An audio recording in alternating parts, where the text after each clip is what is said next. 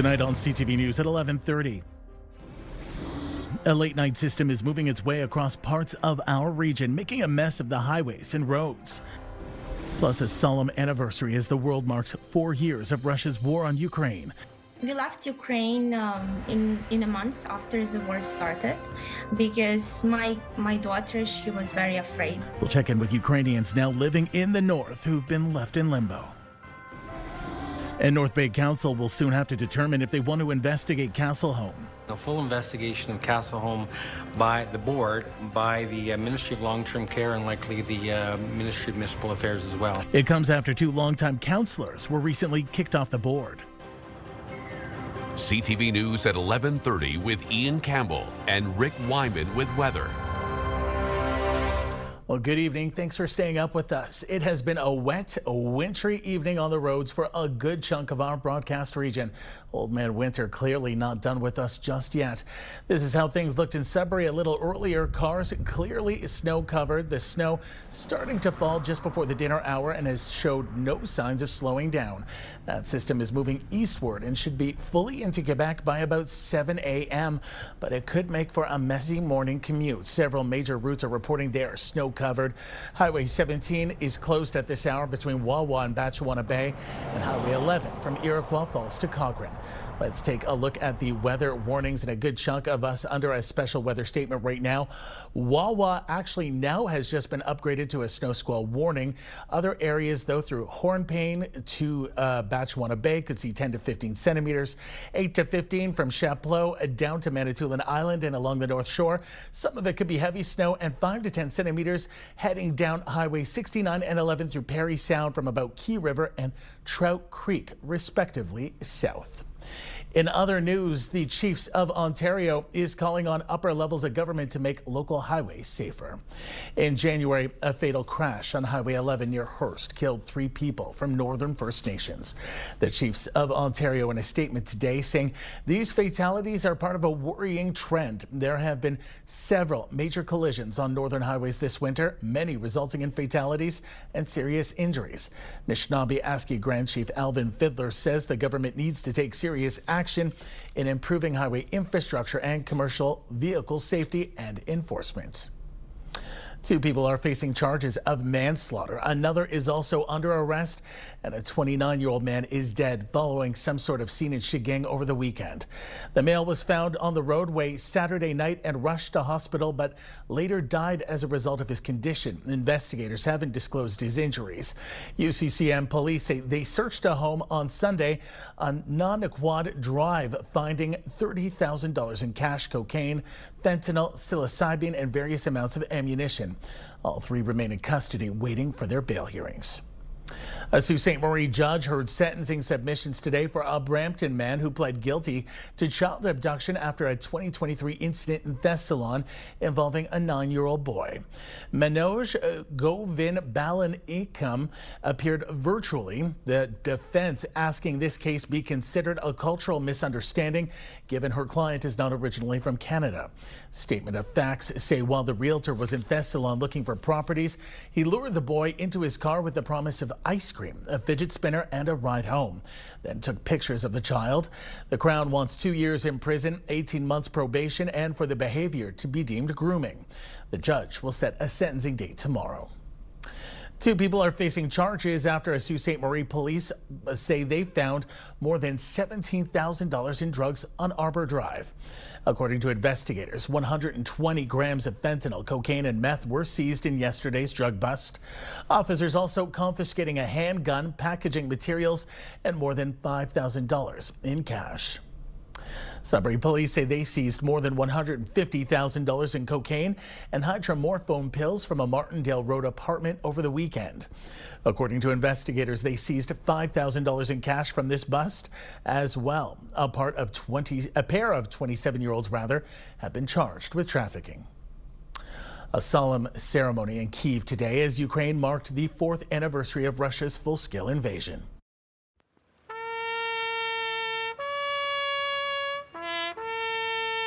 of the fallen defenders. European Union leaders joining Ukrainian President Volodymyr Zelensky to honor Ukrainian soldiers killed in the war with Russia. Today, Zelensky also talked with European leaders on how best to support Ukraine. Here at home, CTV's Madison Merrier spoke with Ukrainians under the Canada-Ukraine authorization for emergency traveling living in Sudbury. Irina Latrina and her family made the heartbreaking decision to leave their home in Ukraine and move to Canada for their safety. We left Ukraine in a month after the war started because my daughter, she was very afraid. She was crying a lot, and my son. So yeah, the kids were the primary reason. Tetiana Uranets has lived in Canada for 3 years, but she said she needed to see her family and took the risk to visit home. We had a shelling at 3 o'clock in the night.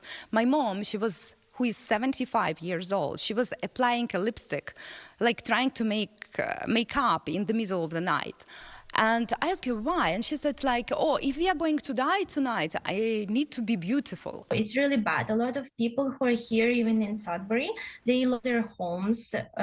Their homes do not exist anymore. With our souls, we are in Ukraine, we remember everything, we know what is happening, and yeah, it's hard. Honestly, it's very hard.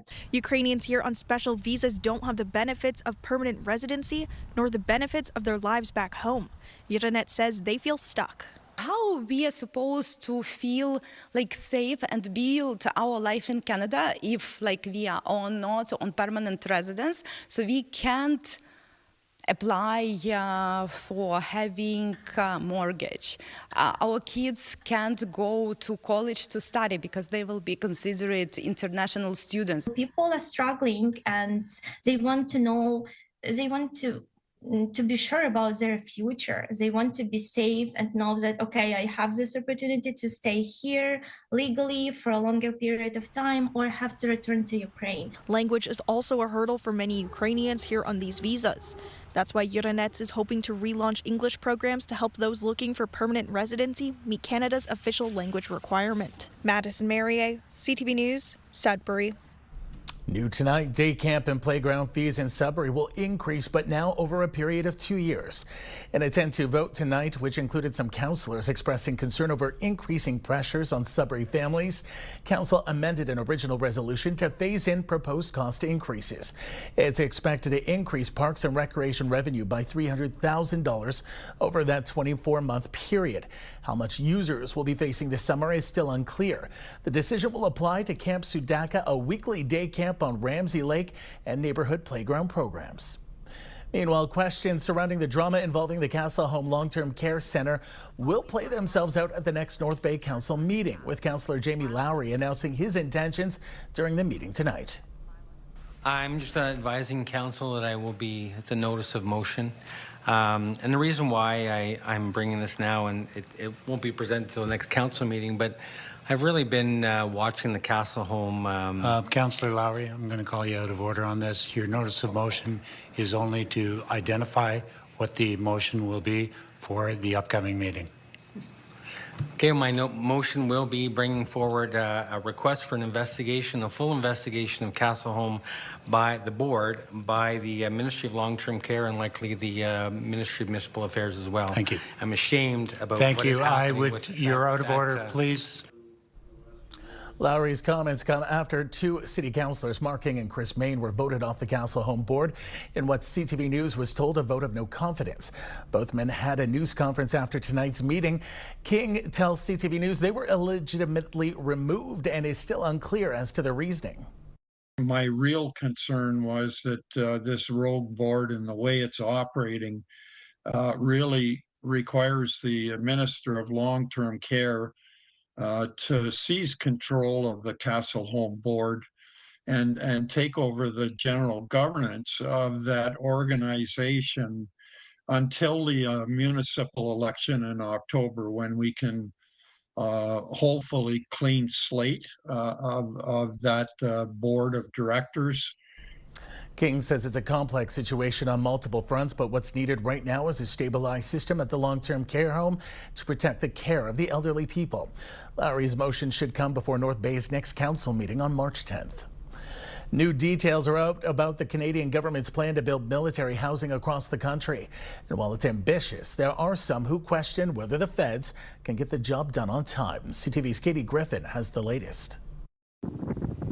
In Ottawa and across the country, more housing for Canadian Armed Forces members and their families is on the way. We're moving at a pace and a speed never seen before. And so our folks at DCC know they have to move quickly, and they are moving quickly. But we've got construction underway across the country now. The federal government announcing phase 2 of its plan to expand military housing, earmarking more than $3 billion for roughly 7,500 new units. That includes more than 1,000 in Petawawa, 900 in Kingston, and 280 in Ottawa.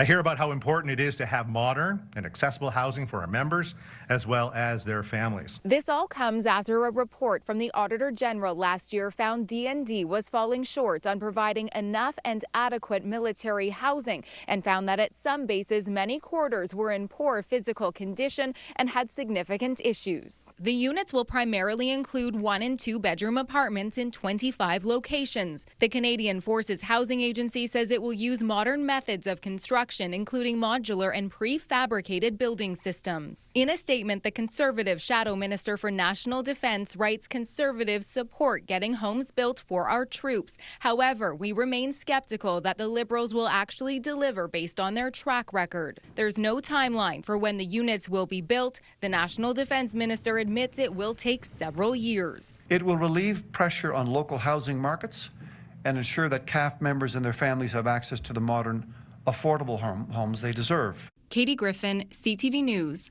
Ottawa. Time now for a short break here on CTV News. Coming up, Rick will have your full weather forecast. For now, a look at the current conditions, and we've got snow right from one end of the region to the other. We're seeing some heavier snowfall in Parry Sound, Kapuskasing, Chapleau, and Wawa. Light snowflakes just about everywhere else. Cold in Timmins at -16 right now, -12 in North Bay, -9 in Sault Ste. Marie. We'll have details after the break. Is it too late to say it's beginning to look a lot like Christmas once again? Here it is, almost at the end of the month. We've got snow in the forecast. We'll talk about that in just a couple of minutes. Our forecast radar now, that system moving through, so snow this evening and overnight. And again, some areas won't like what they're about to get in terms of accumulation, but it's been one of those crazy winters. Sudbury Nickel Belt, snow flurries in the forecast for tomorrow, -4, so that should end by about noon. Chance of flurries on Thursday, Friday, chance of flurries. Flurries again on Saturday, so you've got 0 on Friday to kickstart your weekend. Then it gets colder Saturday, Sunday, -9, -12, and back to -9 come Monday. Here we go with Sault Ste. Marie, Algoma. About 5 centimeters of snow by tomorrow evening, -7 your daytime high. Chance of flurries Thursday and Friday, more of the same on Saturday. So you go from +1 to -10 and -11 Sunday with the sun and cloud. More sun and cloud again on Monday with -7 your expected high. Timmins, Cochrane, Kapuskasing, a couple of centimeters of snow, -7 your high, -9 Thursday, chance of flurries. Chance of flurries Friday at 0. Then getting colder Saturday, -13 your expected high, chance of flurries. Couple of days of sun and clouds Sunday and Monday, -15 and a -9 your daytime highs. But check out these overnight lows, -26 Saturday, -25 on Sunday. Temiskaming Shores and Kirkland Lake, 2 centimeters of snow tomorrow, -3. Chance of flurries Thursday, Friday and Saturday, 0 on Friday, by the way. Then it gets colder, -9 Saturday and -14 Sunday. Sun and cloud and more sun and cloud Monday. Expected high around -10. How about North Bay, West Nipissing? 2 centimeters of snow for tomorrow. -2 your high. Chance of flurries Thursday, Friday, and Saturday. +1 on Friday, but then Saturday getting colder, -6 and -12 on Sunday. Sun and cloud, more sun and cloud Monday, with an expected high of around, -8, -9 right now, according to Environment Canada. Your normal hovering around -3 for this time of the year. So, Ian, a big transition. We've got all kinds of snow tonight and overnight. It'll continue in some sectors for tomorrow. Then we move on to some better temperatures, better conditions, and getting colder just in time to kickstart things off by Sunday, heading into Monday as well. Back to you. Thanks so much, Rick. Well, it's full steam ahead. Officials with Electra Battery Materials have approved the construction budget for its cobalt sulfate refinery located in the Timiskaming Shores and Cobalt area. CTV's Lydia Chubak reports. Electra Battery Materials, located on the border of the city of Timiskaming Shores and the town of Cobalt, is ready for construction. The company's board of directors recently approved a $73 million U.S. budget and has a schedule in place to expand its fully permitted brownfield site. Officials say they've now reached the point where they can get the project that's been started and stopped since COVID across the finish line. There have been a lot of startups in the critical mineral space over the years. We are going to be the first, not just the first in Canada, not just the first in Northern Ontario, but the first in North America. And so it's an honor. It's been a long journey.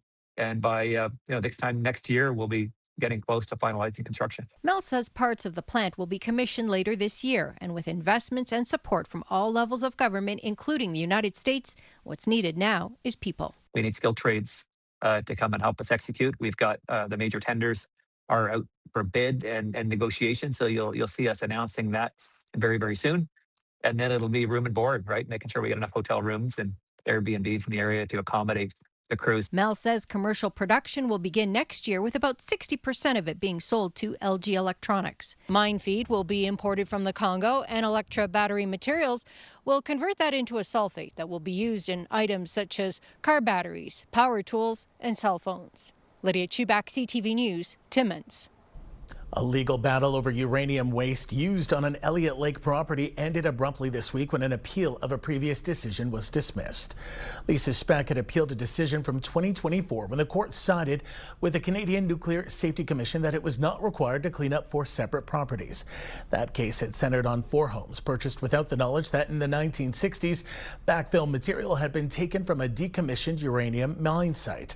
The mine site used had high levels of radon, which poses health risks. Speck pursued the appeal while the others backed down, but on Monday, the appeal court sided with the CNSC, finding that naturally occurring radiation, even when relocated from a mine site, doesn't fall under its mandate. The Sexual Violence Support Center in North Bay, Amelia Rising, is receiving help from Airbnb. Amelia Rising is getting $115,000 to expand its counseling prevention programs and advocacy services. Airbnb made 6 donations to organizations across Ontario that focus on ending abuse and exploitation, combating human trafficking, and strengthening support for the vulnerable population. Gender-based violence continues to be far too prevalent in Canadian communities, and it is something that we all have a responsibility to work on to ensure that we are equipping those incredible organizations and the incredible people that work at those organizations to address, to make sure that people who are facing these really awful situations have somewhere to turn. This donation is part of Airbnb's largest ever annual contribution to Canadian organizations. There's more to come tonight on CTV News. For now, let's go to a live shot of the Elliott Lake boat launch. This shot coming courtesy of the city, where the snow was really falling at one point. This is going to make for a messy morning commute. There is still more to come. Stay with us. You're watching CTV Northern Ontario.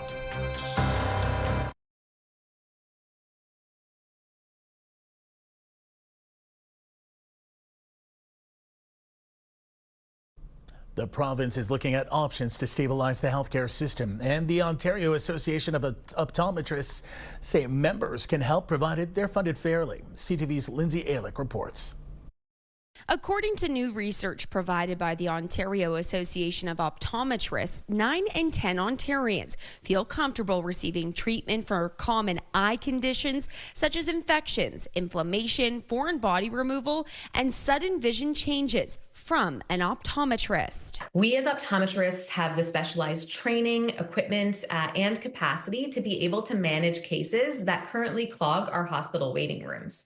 And research shows that optometrists can actually more accurately diagnose and treat sight-threatening issues than general ER staff. So it really is the right place for Ontarians to go to get this care. Dr. Nancy says this can only be done if the current OHIP model, which is over 30 years old, is updated. It does force optometrists to hold emergency slots at a financial loss to their practices. So that does make it unsustainable to be able to provide the frontline urgent care that the system desperately needs. So what we're calling for is fair funding that would immediately ease the pressure on emergency rooms. This is something Dr. Corinne Briand, an optometrist in Timmins, says she experienced recently. There was a day where I said, you know, it's a long weekend. We don't have anyone here. If there's emergencies, let me know. I'll come in. And I came in for 4 emergencies and generated $150. At $150, Brienne worked at a loss. CTV reached out to the Ministry of Health for comment. In a statement, the ministry says they're taking action to allow Ontario's highly skilled health professionals to work to the full extent of their training. Adding this includes looking at proposed changes to allow optometrists to perform minor surgical procedures in the office under local anesthesia, use laser therapy to manage cataracts and glaucoma, order diagnostic tests, and independently treat open-angle glaucoma without having to refer patients to a physician. She adds that the proposed changes build on the work they have done, including adding 32,000 more cataract surgeries at 4 new surgical centers and investing more than $2 million in Sudbury alone, attaching 5,500 patients to primary care. Lindsay Alick, CTV News, Sudbury. As we first reported Monday, new research out of Sudbury is shedding light on a gap in our healthcare system when it comes to youth. The study examined young people struggling with substance use disorder. CTV's Amanda Hicks reports. For young people dealing with substance use in the north, the emergency department is often the only place to turn. But according to new data from HSNRI research scientist Kristen Morin, that visit is often just the beginning of a repeating cycle. Substance use is a really prevalent issue, especially in Northern Ontario, and youth is a higher risk group. And so these kinds of studies that we're conducting are really trying to identify ways to improve the system for vulnerable populations. She and her team examined health data from 6,500 patients over 5 years. The results determined that youth experiencing substance use disorder under the age of 18 are more likely to be readmitted to hospital within 30 days compared to adults. It's a good indicator of whether or not people's needs were met at the hospital, if appropriate follow-up care was conducted, because if they do come back within 30 days, then it means potentially that we didn't meet their needs, or that they didn't receive the care that they should have gotten, so they have to come back right away. While adults often face long-term struggles, the research indicates a critical window. It says if a young person can make it past the first 30 days without returning to the emergency room, their chance of recovery improves significantly. However, for those in the transitional age gap of 18 to 24, the risk remains high, suggesting that as soon as they age out of youth services, they are falling through the cracks. The main message from this study is that the emergency department shouldn't be the end of care, but it should be sort of a place where we can set up follow-up care for people. Moving forward, Morin says her research on this topic will continue to see how care can be improved and how community groups can help. Amanda Hicks, CTV News, Sudbury. Today, the Sudbury Wolves, alongside Chicago McQuay Health Center, unveiled the jerseys for the upcoming Indigenous Culture and Heritage Game. It's set for this Friday night. CTV's Elena Everson reports. The unveiling of the jerseys the Sudbury Wolves will wear for the Indigenous Culture and Heritage Game. The design is by Thunder Bay artist Shelby Gagnon, who was commissioned by the Chicago McQuay Health Center. It's the 13 moons, and with the 13 moons, it helps guide. It provides guidance to our people of Minno Bamadzawin, so the good life. And it was inspired by kind of like her vision. There is also a turtle on the shoulder patch. And that represents Turtle Island, where we reside and it provides for us from the land. This is the 4th year for the Indigenous Culture and Heritage Game, and the team owner says it's about love, respect, and unity.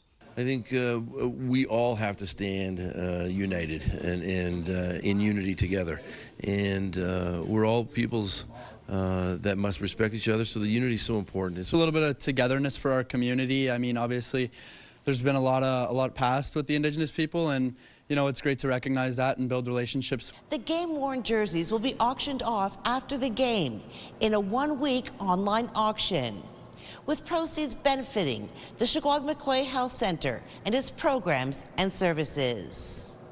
Alana Everson, CTV News, Sudbury. That takes us to the end of our newscast this Tuesday night. For the latest news anytime, remember you can head to our website, ctvnewsnorthernontario.ca. You can also download our CTV News app. It's snowy. If you have to head out there, be careful. Thanks for watching, and we'll see you tomorrow. Good night.